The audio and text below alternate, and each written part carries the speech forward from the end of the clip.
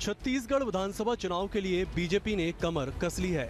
चुनाव से पहले बीजेपी ने 5 राज्यों के 57 विधायकों को प्रदेश की विधानसभाओं का दौरा करने के लिए कहा था, जिसकी मियाद पूरी होने पर विधायकों ने प्रदेश नेतृत्व को रिपोर्ट कार्ड सौंप दिया है, जिस पर बीजेपी प्रदेश कार्य समिति की बैठक में विचार विमर्श कर केंद्र को रिपोर्ट भेजने की तैयारी कर ली है। दरअसल छत्तीसगढ़ में मतदाताओं का मन टटोलने से लेकर मुद्दों को चिन्हांकित करने के लिए दीगर राज्यों के विधायकों को मैदान में उतारा गया था। विधायकों की तरफ से एक सीट एक ऑब्जर्वर अभियान के तहत बूथ स्तर पर समीक्षा कर रिपोर्ट तैयार की गई।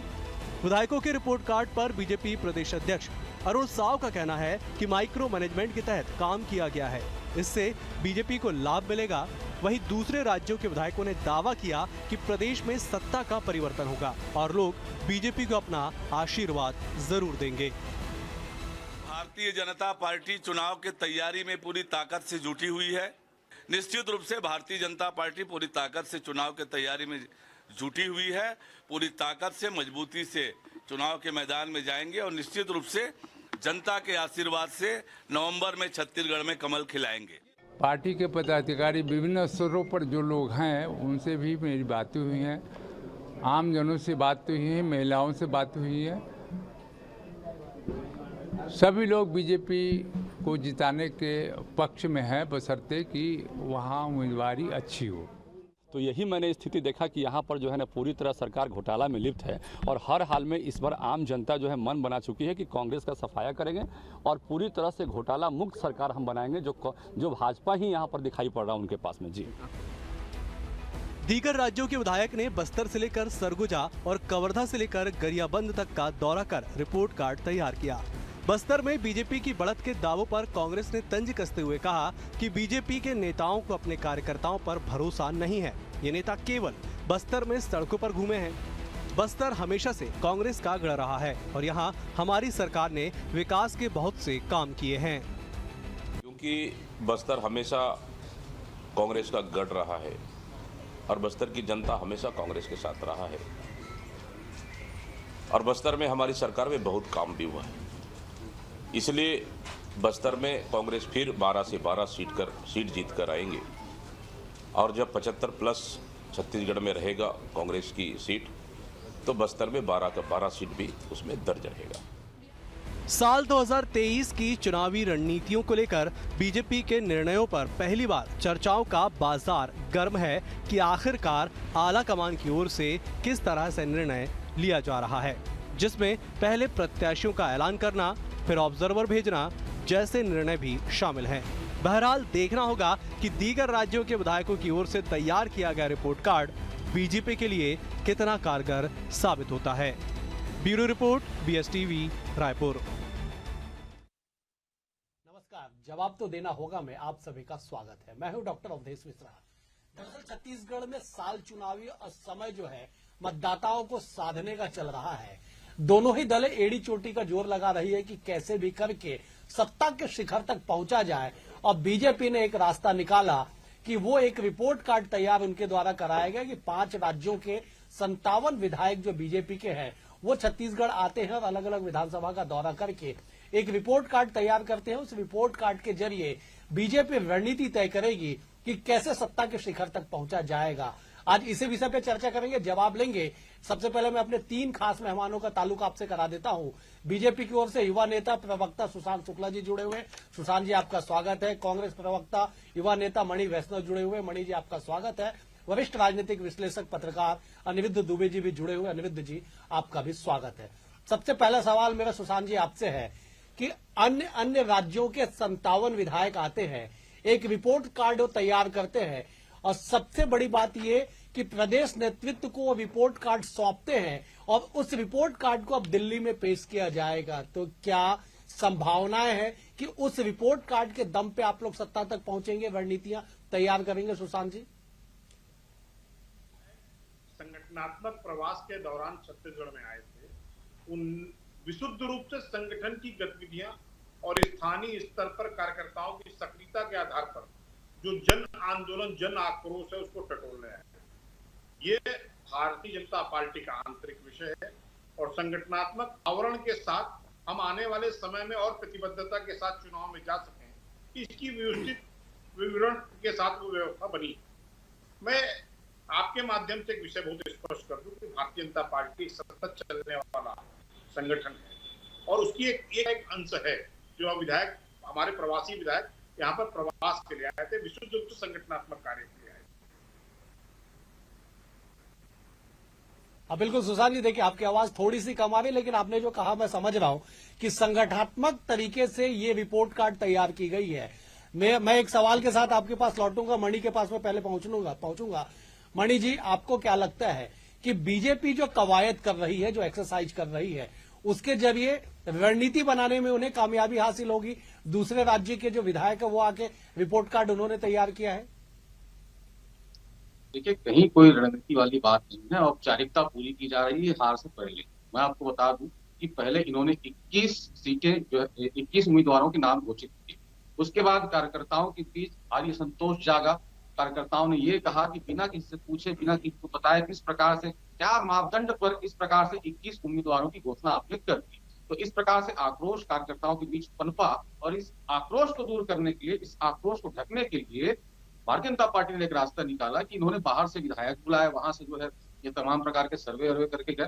तो कुल मिलाकर ये जो तमाम कवायद जो करने का कारण यह था कि कार्यकर्ताओं के बीच असंतोष न रहे और बड़ी हास्यास्पद स्थिति बनी हुई है भारतीय जनता पार्टी के बीच। एक और ओम माथुर कहते हैं कि हम 69-21 जब उम्मीदवार तय हो गए तो उसके बाद ओम माथुर कहते हैं कि हम 69 जो उम्मीदवार है उनकी घोषणा बहुत जल्द। दूसरी ओर डॉक्टर रमन सिंह 2-3 दिन बाद उम्मीदवारों की जब 21 उम्मीदवारों की घोषणा होगी, दिन बाद ही कहते हैं कि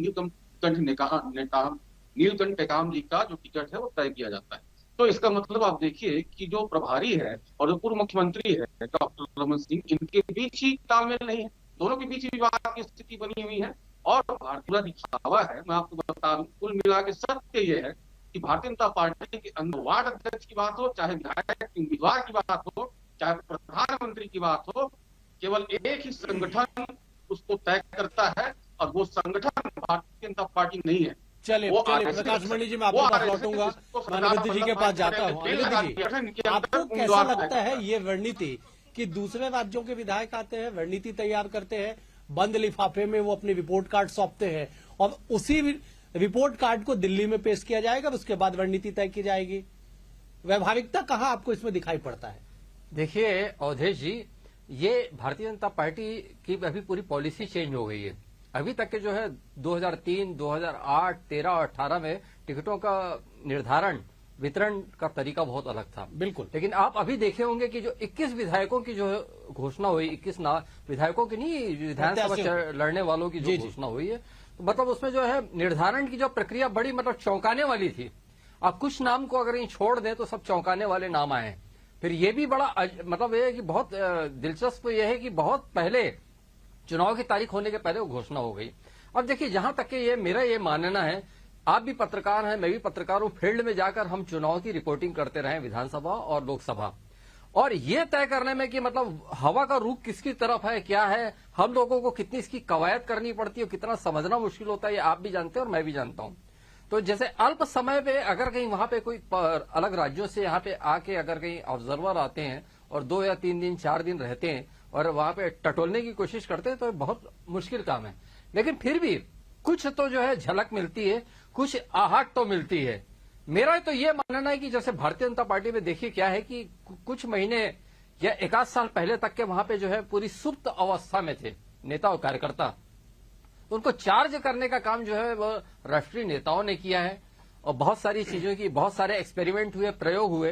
तो उसमें एक ऑब्जर्वर वाला भी मुझे एक प्रयोग दिखता है और निश्चित रूप से जब अगर कहीं आए तो एक हलचल पैदा हो जाती है कि देखो बाहरी राज्यों से यहाँ ऑब्जर्वर आ रहे हैं, बहुत सूक्ष्म निरीक्षण होगा, चीजें, एक चर्चा का दौर तो होता है।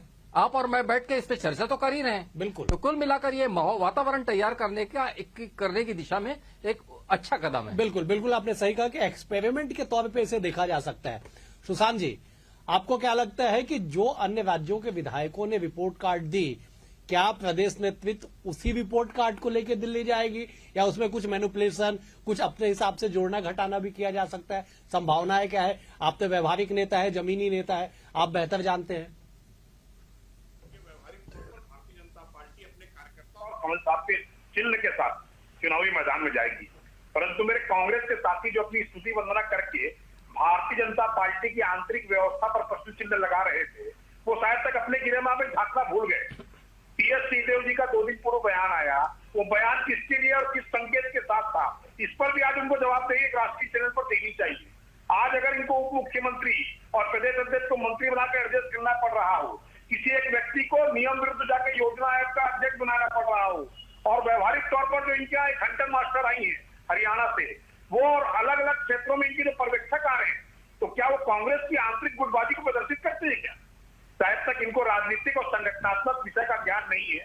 इस बात का अभाव है कि इनके दल में भी लोकसभा के ऑब्जर्वर आ रहे हैं, इनके दल में भी विधानसभा की व्यवस्थाओं के लिए ऑब्जर्वर आ रहे हैं, और इनके मुख्यमंत्री एक एक विधानसभा में फर्जी संकल्प, यानी छत्तीसगढ़ में भ्रष्टाचार के कीर्तिमान को स्थापित करने का संकल्प लेकर जनता के बीच जा रहे हैं। मेरी चुनौती है कि इस प्रदेश में 5 ऐसे संकल्प पूर्ण करने का विषय मेरे साथी इस चैनल पर सत्यापित करें कि जिन्होंने छत्तीसगढ़ में मील का पत्थर साबित हुआ हो इस सरकार की योजनाओं के नाम पर।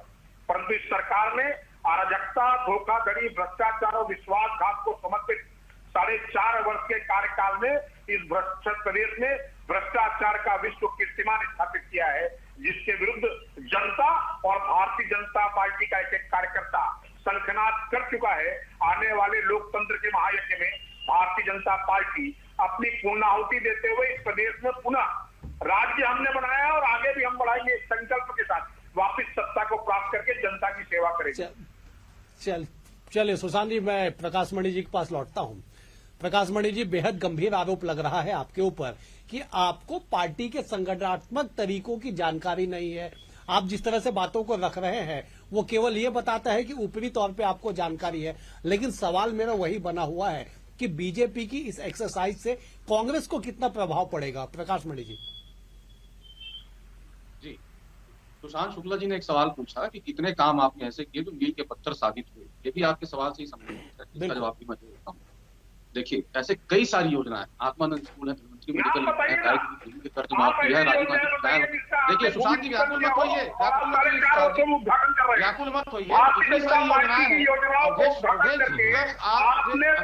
आप मुझे कहेंगे कि कितने मील के पत्थर साबित हुए योजनाएं, तो सारे के नाम मिला कम से कम 1 घंटे का डिबेट आप रखना पड़ेगा। इतनी सारी योजनाएं हैं।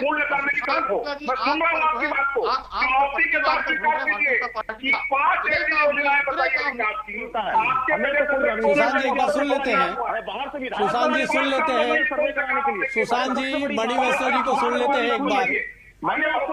सुशांत जी सुन लेते हैं एक बार,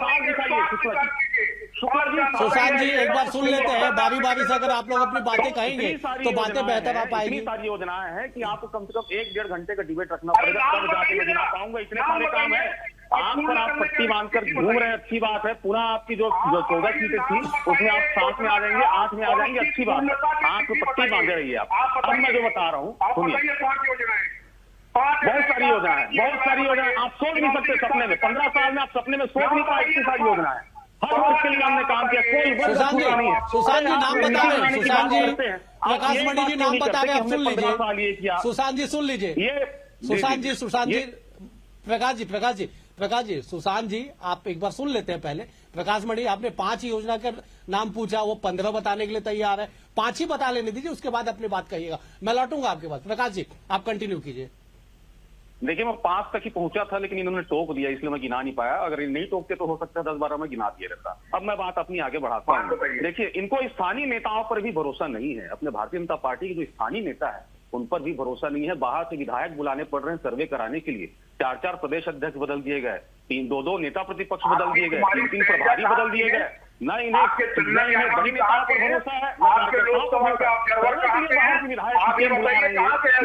भरोसा नहीं है। और कुल मिला के बात यह है कि सबसे बड़ी बात, शुक्ला जी काफी प्रतिष्ठित चैनल है, प्रतिष्ठित चैनल है, चौक चौराहा नहीं है। शुक्ला जी, चौक चौराहा नहीं है, प्रतिष्ठित चैनल का DSTV बड़ा नाम लगता है देश में, चौक चौराहा नहीं है। सुशांत जी बोलने दीजिए, सुशांत जी बोलने दीजिए।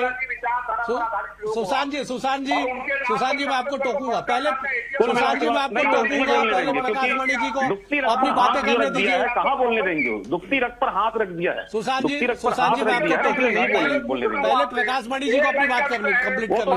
कि हमारी आवाज में जनता तक ना पहुंचे, क्योंकि हमारी जो सत्य की आवाज वो जनता तक जाएगी तो ही नुकसान होगा। इस तरह टोक रहे हैं बार बार, लेकिन ठीक है आप टोक लीजिए, लेकिन आप जनता के बीच जब जाएंगे तो जनता हमारे कामों को महसूस कर रही है। जनता देखिए यहाँ पर आप मेरी आवाज दबा देंगे, लेकिन जो योजनाएं हमने लागू की है वो डायरेक्ट बेनिफिट ट्रांसफर हो रहा है जनता को। चलिए मैं आप दोनों के पास लौटूंगा,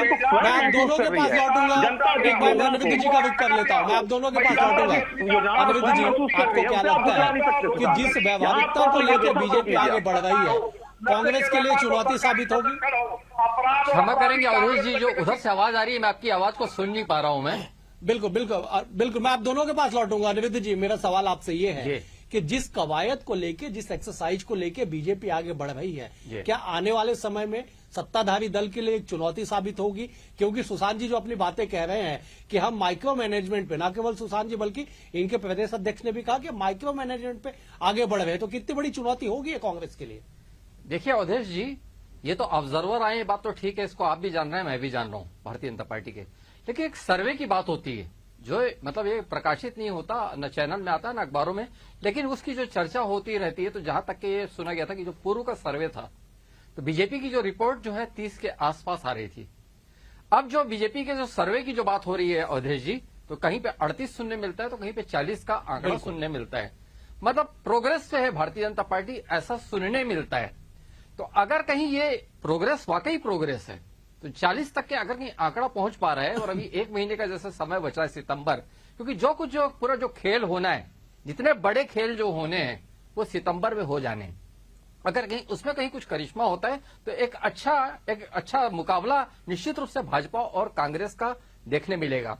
अभी भाई सुशांत जी पूर्णाहुति शब्द का इस्तेमाल कर रहे थे, तो सावन का महीना चल रहा है, अभी 2 दिन बाद तो वैसी जो है धार्मिक अनुष्ठान की पूर्णाहुति हो जाएगी, लेकिन जो है राजनीतिक दलों का जो हवन जो होने वाला है नवंबर में, उसकी पूर्णाहुति का जो है देखना है कि ऊंट किस करवट बैठेगा, उसका चमत्कार कौन सी पार्टी करेगी। बिल्कुल आपने सही कहा। सुशांत जी मैं आपसे एक निवेदन के साथ आपके पास सवाल लेके आ रहा हूं कि पहले एक तो आप सवाल सुन लीजिए, आप जवाब दे दीजिएगा, अब कांग्रेस के साथी को बोलने का एक बार मौका दीजिएगा, क्योंकि आप अगर इंटरप्ट करेंगे तो अपनी बातें नहीं कह पाएंगे, फिर वो आरोप लगाएंगे कि आप लोग सुनना नहीं चाहते हैं। सुशांत जी मेरा सवाल ये है कि जिस व्यवहारिकता को लेकर आप लोग आगे बढ़ रहे हैं, क्या आप आश्वस्त हैं कि कांग्रेस के लिए ये एक चुनौती साबित होगी और आप लोग के लिए बेहतर होगा?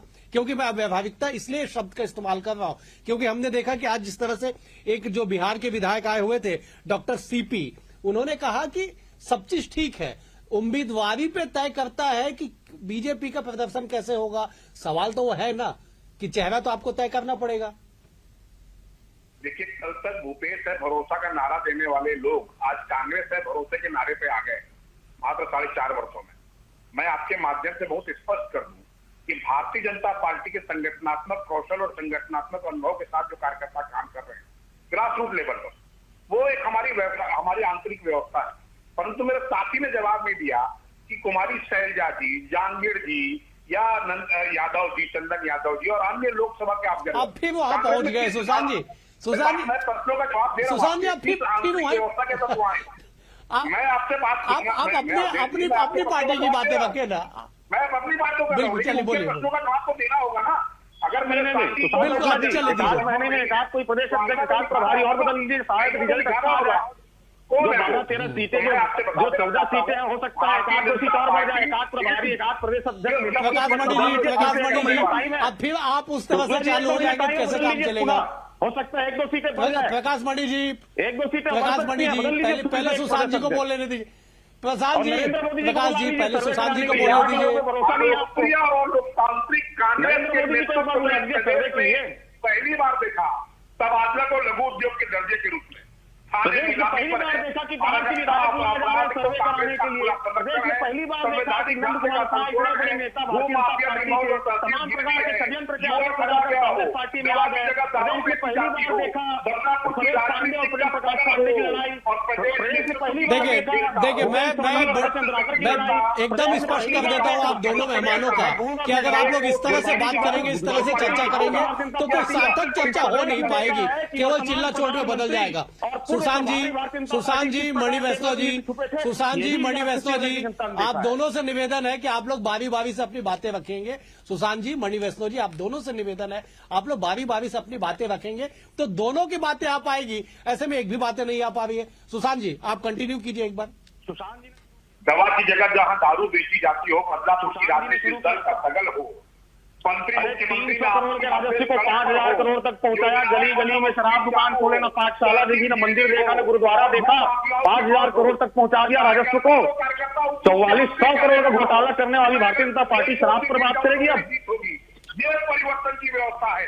प्रधानमंत्री आवास से जनता वंचित हो, आयुष्मान कार्ड से जनता वंचित हो, सरस्वती साइकिल योजना से छात्र छात्राएं वंचित हो, मुक्ति वाहन की योजना बंद है, राशन दुकानों में राशन की व्यवस्था में व्यापक भ्रष्टाचार है। अच्छा सुशांत जी एक मेरा सवाल आपसे है, सुशांत जी एक मेरा सवाल आपसे है कि आपके बिहार के एक विधायक आते हैं। सुशांत जी मेरा सवाल एक बार सुन लीजिए। सुशांत जी एक बार मेरा सवाल सुन लीजिए। आपके बिहार के एक विधायक आते हैं और एक विधानसभा का जायजा लेते हैं, कहते हैं कि मैं एक मंडल तक गया, 3 बूथों तक गया। अब मुझे ये बता दीजिए, प्रदेश की जनता इस बात को समझना चाहती है कि लगभग 250 से 300 बूथ वाले एक विधानसभा में एक बूथ और एक मंडल पे जाके पूरे विधानसभा की रिपोर्ट कार्ड कैसे बन सकती है? आप बेहद जमीनी नेता है, आप सालों साल से जमीन पे संघर्ष कर रहे, आप बेहतर बता पाएंगे। जी मैं आपको जानकारी दे दूं जी कि विधायकों के हमारे यहाँ जो विधायक प्रवासी विधायक संगठनात्मक कार्यों के निमित्त छत्तीसगढ़ आए हैं, उनका 7 दिन का प्रवास था और हर मंडल में एक कार्य दिवस, 3 और 3 से अधिक मंडलों वाली विधानसभाओं में कम से कम 7 दिवस का प्रवास और प्रतिदिन का एक कार्य योजना तय होकर उनको संगठनात्मक गतिविधियों के सुचारू व्यवस्थापन के लिए भेजा गया था। उनसे पहले, उनको भेजने के पहले प्रशिक्षण की व्यवस्था भी हमारे प्रांतीय संगठन ने की। परंतु मैं आपके विषय पर आ जाऊं कि जिस हमारी आंतरिक व्यवस्था पर मेरे कांग्रेस के साथी प्रश्न उठा रहे हैं, यही आंतरिक व्यवस्था उनके नजर में दीजिए। 3 मंडल में घूम कर चल गया कि कौन प्रत्याशी होगा। अवधेश मिश्रा जी का सम्मान करने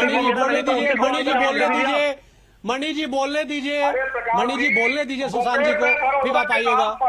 80 करोड़ की 50 सामग्री को आपकी हंटर वाली प्रभारी ने किनारे कर दिया, उसको भी जवाब दीजिए। हंटर से याद आया, ये बात किसने कही थी सुशांत जी? हंटर वाली बात किसने कही थी, याद आ रहा है आपको? मैं याद दिलाऊं, डी पुरंदेश्वरी जी ने कहा था कि हंटर मार के सबको ठीक कर दूंगी। हंटर से याद आया मुझे, डी पुरंदेश्वरी ने कहा था भारतीय जनता पार्टी के नेताओं को, और यहाँ की स्थानीय नेताओं को जरा भी शर्म नहीं आई, जरा भी विरोध नहीं किया। बाहर से आकर हंटर मार दूंगी इस प्रकार के शब्दों का प्रयोग करने वाली महिला का आप लोगों ने विरोध क्यों नहीं किया? तो मुझे जरा से याद आया, आपको हंटर की बात की इसलिए याद आ गया, बाकी आप अपनी बात पूरी करिए। आप दोनों के पास लौटूंगा। मैं एक बार फिर से अनिरुद्ध जी का जिक्र कर लेता हूं। अनिरुद्ध जी, जिस हिसाब से बीजेपी आगे बढ़ रही है, जिस हिसाब से कांग्रेस भी तैयारियां कर रही है, आपको क्या लगता है कि इस तरह के सर्वे का, इस तरह के रिपोर्ट कार्ड का कुछ असर होगा या पहले से सब कुछ तय है? देखिए क्या है कि सर्वे अपने में बहुत महत्वपूर्ण है अवधेश जी, क्योंकि ये बहुत गोपनीय होता है और वहां पे लोग बहुत बारीकी से जाते हैं और ये पता भी चलता है कि मतलब कहीं थूक पालिश तो नहीं हो रही है। टेक्नोलॉजी और सारी चीजें जो है वो पुराना जमाना गया। तो सर्वे चाहे कांग्रेस का हो चाहे भारतीय जनता पार्टी का, वो बहुत महत्वपूर्ण होता है। और जो 21 टिकटों का वितरण हुआ है वो जो है सर्वे के आधार पर ही हुआ है। और आप भी चर्चाएं बहुत सारी सुन रहे होंगे अवधेश जी, और मैं भी जहां तक के सुनता हूं मैं, तो कई जो बड़े चेहरों की भारतीय जनता पार्टी में अभी टिकट खतरे में, बिल्कुल इससे इनकार नहीं होता। और मेरा तो ये मानना है कि कुछ बड़े चेहरों की टिकट कटेगी भी, ये बिल्कुल कहीं इससे इनकार नहीं किया जा सकता। और जहां तक कि जो ऑब्जर्वर वाली मैं फिर बात कर रहा हूं, तो बहुत सारे जो प्रयोग हर राजनीतिक पार्टियां करती हैं तो उसका एक हिस्सा है यहाँ पे। लेकिन मैं सर्वे को बहुत महत्वपूर्ण मानता हूं और कहीं ना कहीं जो है वो किसी निष्कर्ष पर पहुंचने के लिए बहुत जरूरी समझा जाता है। और जो ओम माथुर जी जो भारतीय जनता पार्टी के प्रदेश प्रभारी हैं, वो काफी अनुभवी, क्योंकि उनका उत्तर प्रदेश में काम रहा, मतलब उनके रहते में उत्तर प्रदेश में भाजपा की सरकार बनी थी। उन्होंने मध्य प्रदेश जैसे बड़े राज्यों को देखा, तो अंदर खाने की खबरें यही आती है ये सारी चीजें बड़ी बारीकी से वो उसका तो कर ही रहे हैं, फिर उसका विचार विमर्श भी वहां पे उनका चल रहा है, जिम्मेदार लोगों से उनकी बातचीत चल रही है। तो कुल मिला के जो है टिकटों का जो वितरण भारतीय जनता पार्टी का होगा वास्तव में चौंकाने वाला हो सकता है, जो बात के जो और होंगे। बिल्कुल आपने सही कहा। सुशांत जी, मैं आपके पास लौटूंगा और मेरा आपसे निवेदन है कि जो मूल प्रश्न मेरा है उसी पे आप जवाब दीजिएगा। बीजेपी जो तैयारी कर रही है कि पहली सूची आपने जारी कर दी, दूसरी सूची 1-2 दिन में आप लोग जारी कर देंगे, और ये बयान आया है कि 15 सितंबर तक तमाम जो 90 विधायक प्रत्याशी है उनका नामों का ऐलान कर दिया जाएगा। तो ग्रास रूट पे अभी जो सर्वे हो रहा है, अब जो रिपोर्ट कार्ड भेजी जाएगी, उसका इम्प्लीमेंटेशन आप लोग कब करेंगे? में आ चुकी है और भारतीय जनता पार्टी सतत चलने वाला संगठन है और इसके कार्यकर्ता ही भारतीय जनता पार्टी का चुनाव लड़ेंगे। और रही बात आंतरिक व्यवस्था की, तो मैं एक सार्वजनिक मंच पर भारतीय जनता पार्टी के आंतरिक संगठन के विषय को सार्वजनिक नहीं कर सकता। भारतीय जनता पार्टी एक सक्षम, संपन्न और मजबूत कार्यकर्ता को अपने प्रत्याशी के रूप में जनता के बीच में लेकर जाएगी कि इस भ्रष्टाचारी सरकार को उखाड़ फेंकने से वो हमको संकल्प पूर्ति के लिए आगे बढ़ा सके। बिल्कुल। प्रकाश मणि जी, आपको क्या लगता है कि अब बड़ी आराम से आप इत्मीनान से अपनी बातें रखिएगा कि जिस हिसाब से बीजेपी आगे बढ़ रही है, मेरा वही सवाल है, आप लोगों के लिए कितनी बड़ी चुनौती है और आप लोग इसे क्या चुनौती मान के चल रहे हैं या महज औपचारिकता मान रहे हैं आप लोग? देखिए, बहुत बढ़िया सवाल किया और आपके सवाल का पूरा जवाब मैं दूंगा। सुशांत शुक्ला जी ने आपका सवाल का जवाब नहीं दिया, 3 मंडल में घूम के प्रत्याशी कैसे तय होगा इसका जवाब नहीं दिया, लेकिन मैं दूंगा आपके सवाल का जवाब। हमारे लिए कोई चुनौती नहीं है भारतीय जनता पार्टी, क्योंकि यहाँ पे जनता जो है योजना का लाभ उठा रही है सीधे तौर पे, और जब जनता योजना का लाभ उठा रही है, महसूस कर रही है कि हमारे लिए काम हो रहा है, हमें योजनाओं का लाभ मिल रहा है, हमारे जेब में 4% ज्यादा जा रहे हैं, तो जनता क्यों कांग्रेस पार्टी का दामन छोड़ेगी? सीधी सी बात है। और ये माइक्रो मैनेजमेंट की बात करते हैं, इनका मैनेजमेंट माइक्रो है कि नहीं मुझे नहीं पता, लेकिन कि सीटें माइक्रो के हिसाब से ही आएंगी इस बार। जो 14 सीटें पिछले बार लेके आए थे, जो जिस प्रकार से चलिए प्रकाश मणि जी चलिए, शुभकामनाएं हैं, आपको भी शुभकामनाएं, सुशांत जी आपको भी शुभकामनाएं कि आप लोग का माइक्रो मैनेजमेंट धरातल पे काम आए, वोटों में तब्दील हो। मणि जी आपको भी शुभकामनाएं है कि आप लोग जिस तरह से कह रहे हैं कि हम लोग सरकार में आएंगे, आपको भी शुभकामनाएं। फिलहाल आज इस चर्चा में इतना ही। आप तीनों मेहमानों का शुक्रिया, सुशांत जी आपका शुक्रिया, मणि जी आपका शुक्रिया, निर्दय जी आपका भी शुक्रिया। कुल जमा ये कि बीजेपी जिस तरह से एक्सरसाइज कर रही है, भले ही प्रवक्ता इस बात को माने या ना माने, लेकिन एक चुनौती राजनीति में कहीं ना कहीं वो पेश जरूर कर रही है, और यही वजह है कि राजनीतिक गलियारों में इन दिनों छत्तीसगढ़ में बेहद हलचल तेज हो चली है। फिलहाल आज की इस चर्चा में इतना ही, मुझे दीजिए इजाजत, नमस्कार।